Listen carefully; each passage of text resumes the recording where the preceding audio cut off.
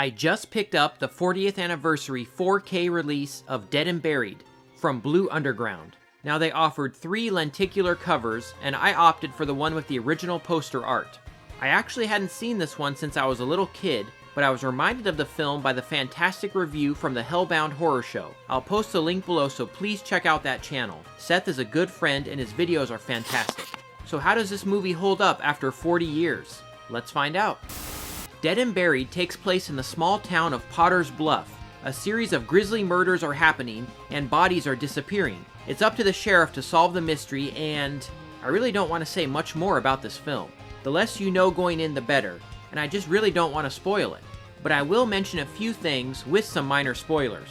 The mystery element in this film is fantastic, and the movie is genuinely creepy and shocking at times. Right off the bat it jolts you, and it honestly never lets up. The slasher element is present, which I love, as slasher movies are my favorite of the horror subgenre. But there's an added layer of creepiness to it, as the murders are photographed and filmed as they occur, kinda like a snuff film.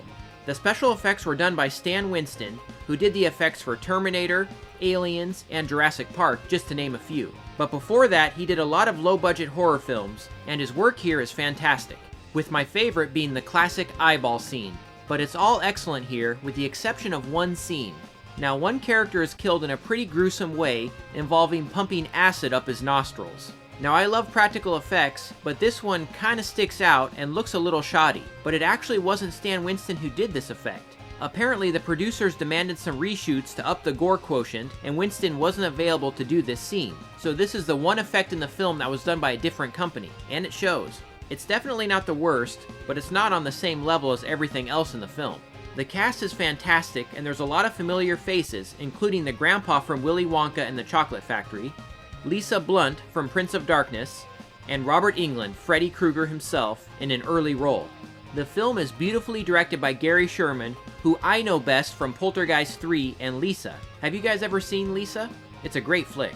This movie has an almost dreamlike look with lots of fog and moody lighting. There's a nice twist ending, and although it is a bit abrupt, it's very effective.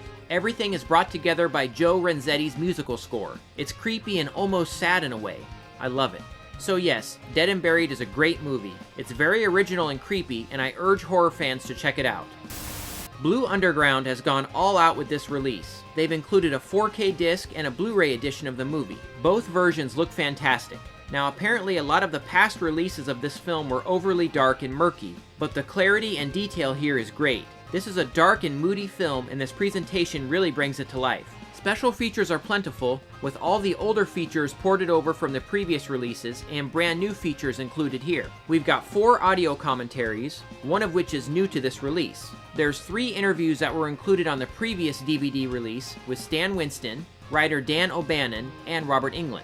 New to this release are behind-the-scenes 8mm footage with commentary, a locations feature, a dual interview with director Gary Sherman and composer Joe Renzetti, and an interview with Chelsea Yarbrough, who wrote the novelization of the film, which I actually had as a kid. We also have trailers, TV spots, and extensive image galleries. As I said earlier, I chose the cover with the original poster art, which I just love. It includes a thick lenticular slipcover. Oh, and it was totally ripped off by Nightwish, the 1989 sci-fi horror film, by the way. This release also includes a soundtrack CD of the score, which is so cool. I love how Blue Underground is including soundtrack CDs with a lot of their releases. And finally, we get a little booklet with writing on the film from Michael Gingold. Obviously, I'm a huge fan of physical media, and this release is another example of why I love it so much. You're not going to be getting extra special features with digital and streaming, and you certainly won't be getting soundtracks and booklets either. So I want to thank these companies like Blue Underground and so many others that give film fans these kinds of packages. This is a flawless release of an 80s horror classic, and I know I say this a lot, but I highly recommend picking it up.